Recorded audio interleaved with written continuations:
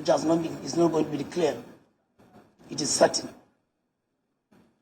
To run as a Speaker of the 10th House of Representatives, Thank you. the Federal Republic of Nigeria, I, being nominated by my own colleagues, I so second in the name of Allah. Thank you so much, sir. It's my pleasure to now call on member-elect Ahmed Idris Wasi to now tell us whether he accepts the nomination.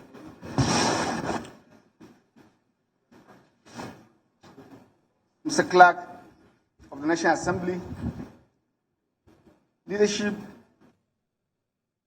Assembly, my respected colleagues, members-elect, members of the press, my name is Ahmed Idris, member-elect representing Wase, by the grace of God, was a federal constituency of Plateau State.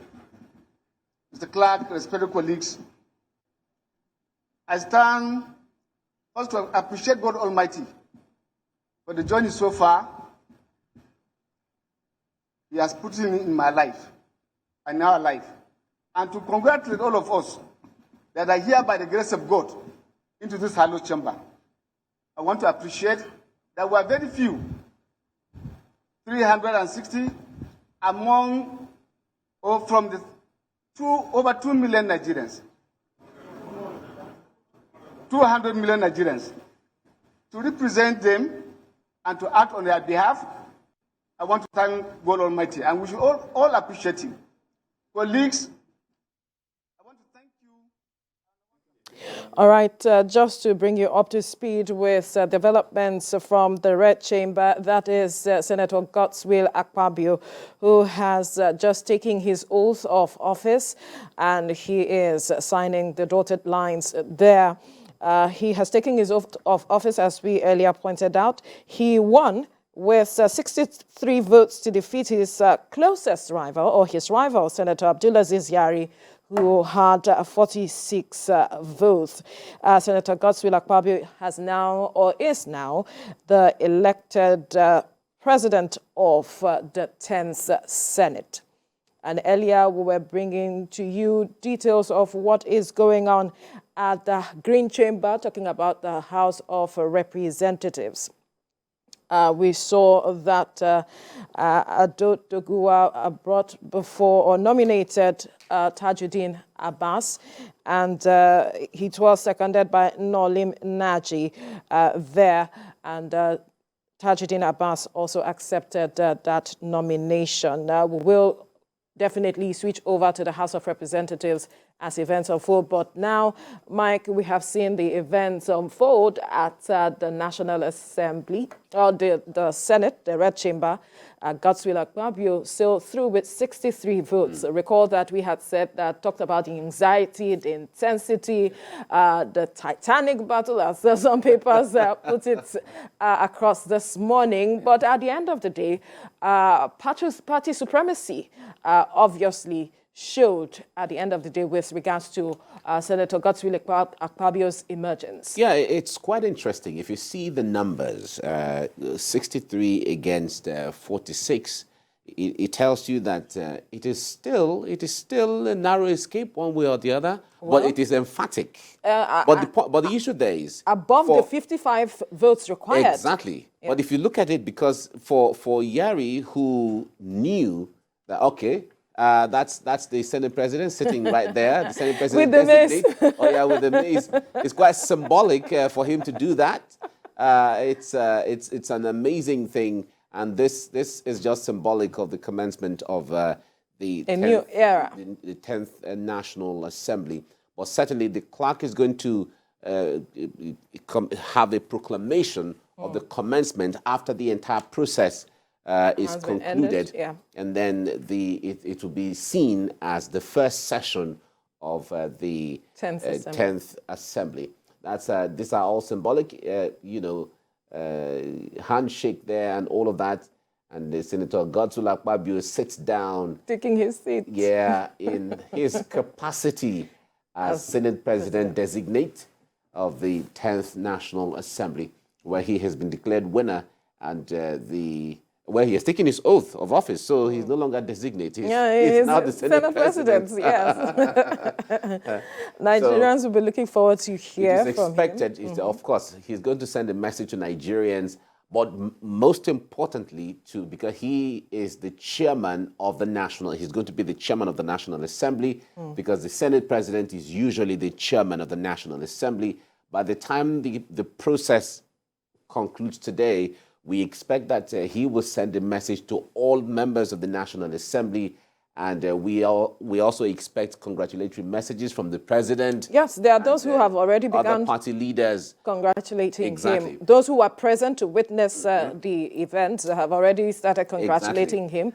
And also recall that there's still also the position of the Deputy Senate President. That will be happening as soon as possible. We hear nominations might have even begun behind the scene while all of the frenzy and all of the signings were going on earlier on with regards to Godswill Akpabio's emergence. We'll definitely be bringing you details as they happen from the Red Chamber.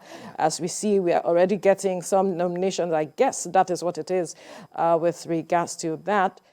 For the role of the Deputy Senate President. Exactly.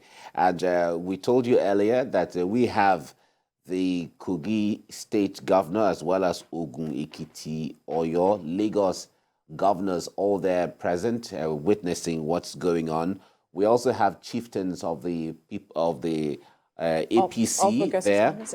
The national chairman and the national secretary are all present. Some other leaders of the party at the proceedings there.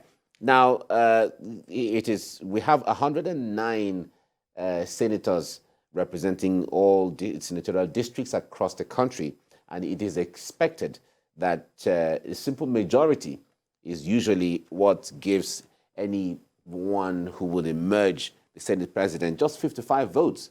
But Godswill Akpabio emerged with 63 votes, which is quite emphatic, which is really an emphatic statement there when it comes to the politics of it. And then Abdulaziz Yari, scored 46 votes out of that number. And we hear that Abdulaziz Yari has gone ahead to congratulate him, Godswill Akpabio already.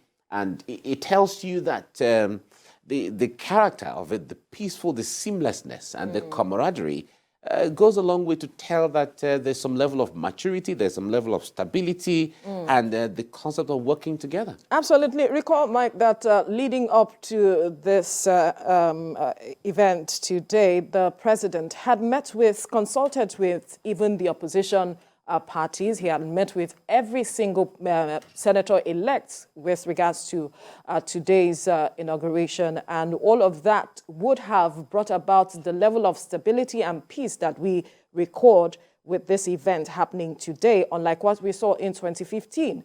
And recall that this matter of tension here and there, the guests we have all had have always said that we recall that the president had been a senator, and his wife is also a senator, and that their experience will be brought to bear with regards to engaging these persons to ensure that they all have one voice with regards to the decisions brought together or put forward by the party.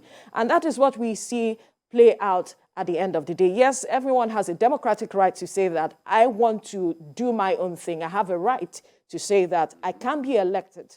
But then again, we see the sportsmanship. Despite the fact that Abdulaziz Yari decided to say that he is not, towing the line of party supremacy, he decided to stand on his own. But then he went ahead to congratulate who emerged. At the end of the day, we still see that the party is still coming together in all of it. The party is not divided. The House is still united as it is. Yes. Let's quickly take a pause to hear what is coming out of the Red Chamber. As the chairman, House Committee on Appropriations, as the chairman of the committee, initiated in the year 2000, the practice of providing opportunities for federal legislatures to nominate projects to be implemented in their constituencies, constituency project in parentheses in the federal government's annual budget. This practice has been accepted and is being adopted not only by the federal legislatures, but also the state legislators across the country. He was also a member of the House of Representatives Committee on Power, among other committees, during that period. He was appointed in year 2000 to serve as a member of a committee set up by former Nigerian President Olusegun Obasanjo to review the Nigeria budgetary process. He served as the chairman of the Kano State Investment and Properties Limited, a company wholly owned by the Kano State government. He also served as a commissioner in the Kano State Executive Council during the second term of Dr. Rabiu Musa Kwankwaso's administration. On his return to electoral contest in 2015, Senator Barau contested and won election to the Senate of the Federal Republic of Nigeria, representing his native Kano North Senatorial District under the platform of All Progressive Congress. He was appointed same year as the Vice Chairman Committee on Petroleum Resources Downstream of the Senate, and subsequently became the chairman of the same committee. In the latter year of 2016, he was reassigned to the Senate Committee on Tertiary Institutions of State Funds as the chairman of the committee, a position he held till the end of the 80th National Assembly. He was re-elected to the Senate in 2019 and served as the chairman of the Senate Committee on Appropriation until the end of his tenure in the 9th Assembly last week. Notably, he was the secretary of the Northern Senators Forum from 2016 to 2021, when he resigned in order to concentrate more on his rigorous duty as the chairman Senate Committee on Appropriations. He received the award of the Northern Senator of the Year 2017 by the Nigeria Senate Press Corps. He also received in June this year the Budget Cycles Restoration Award by the same National Assembly Press Corps in recognition of the role he played to restore the Nigeria budget cycle from January to December of every year. He was bestowed with the National Award of the Commander of the Order of Niger by the former President Muhammadu Buhari in the year 2022 in recognition of his sterling service to Nigeria. Mr. Senate President, the Clerk of the National Assembly, my distinguished colleagues, it is for these reasons and more that I, Engineer Wednesday David Umahi, CON, Fellow of Nigeria Society of Engineers, FLAT, do urge us, as I have urged myself, to support this national unity and stability for Nigeria's motion for the nomination that distinguished Senator Jibrin Barau, CON, do take the chair of the Senate as the Deputy President of the 10th Senate of the Federal Republic of Nigeria for the benefit of Nigeria and Nigerians. I do move.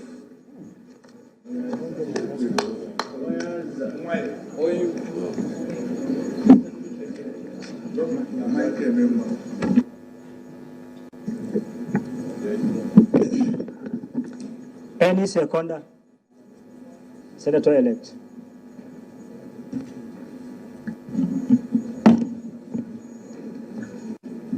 Distinguished Senator of the Federal Republic, Senator Godswill Akpabio, Senate President of the 10th Senate, the Clerk of the National Assembly, and distinguished Senators-elect, I rise to second the motion ably moved by Senator-elect Senator Dave Umahi that Senator Jibrin Barau be given the opportunity to take the seat of the Deputy Senate President.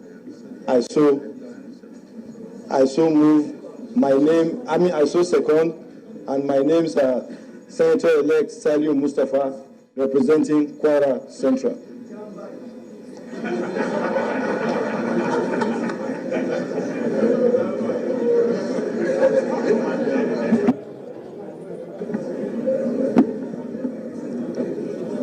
Distinguished Senator-elect Barau.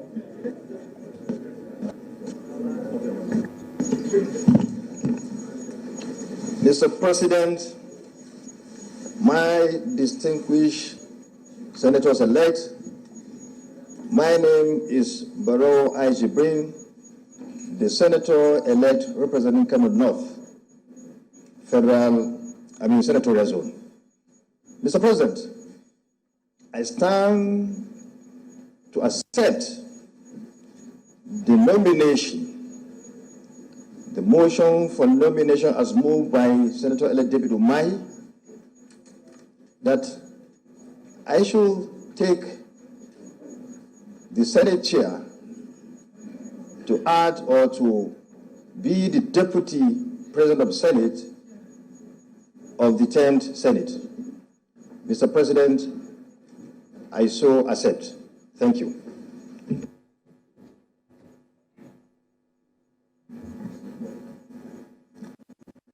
Are there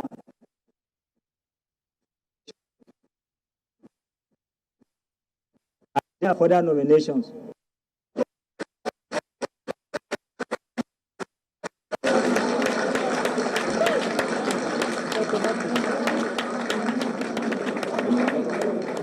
Are there further nominations?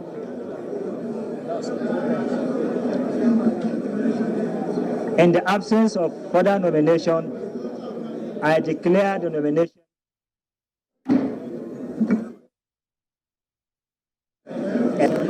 so, President.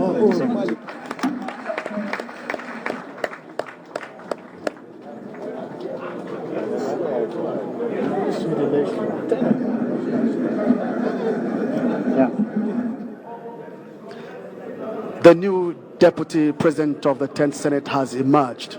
Senator Jibrin Barau has emerged the Deputy President of the 10th Senate.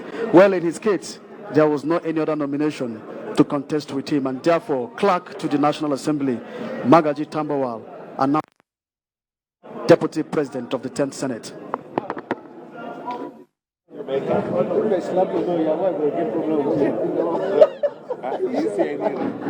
Okay, it's allowed. It's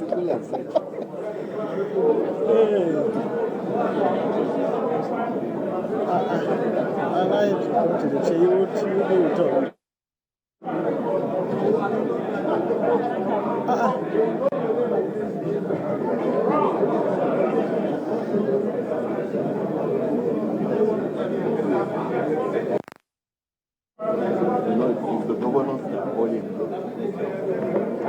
The governors.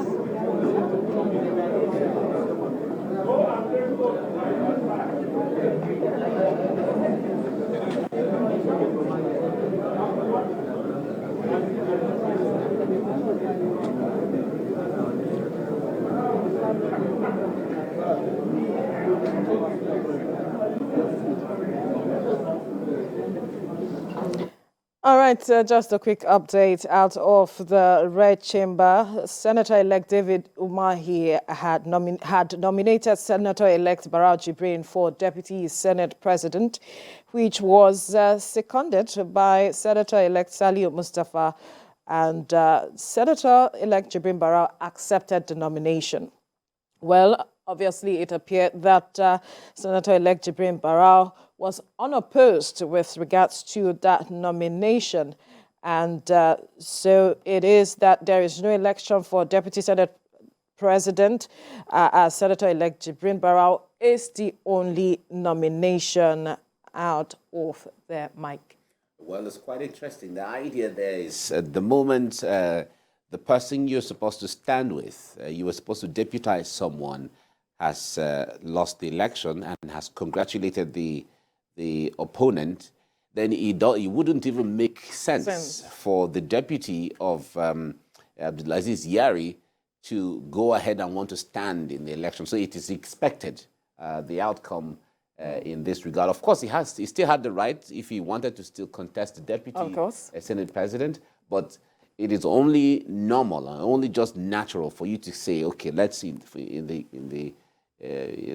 the place of peace, in the place of seamlessness and the camaraderie and all of that, let me step down. So that's why Senator Jibrin Barau has emerged unopposed, which is quite interesting. He also tells you that it gives a picture of the kind of Senate that we might be looking forward to, where senators are going to work together irrespective of even the political party, because members of the opposition party also voted in this process. Absolutely. And of course, they have the right to also vote either side.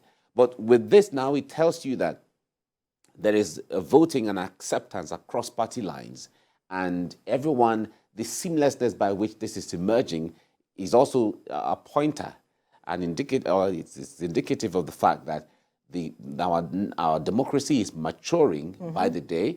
The National Assembly is also maturing and getting its foot. So that is what we're looking forward to. We're going to see some level of mature engagement. Robust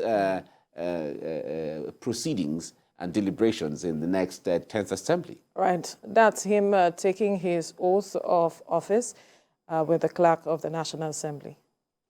Honestly, to the best of my ability, faithfully, in accordance with the Constitution of the Federal Republic of Nigeria,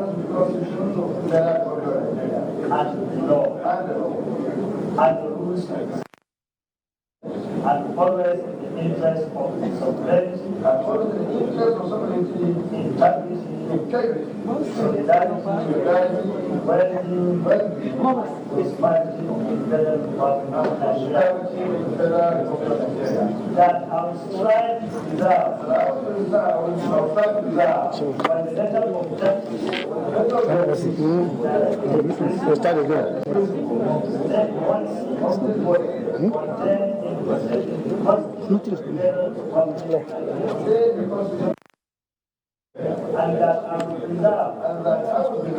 protect, and defend the Constitution of the Federal Republic of Nigeria. And that All right, that is the Jibrin Barau taking his oath of office, like we told you earlier. He emerged unopposed and now taking his oath of office. Obviously, the key officers for the Senate has emerged, and every other office should emerge seamlessly.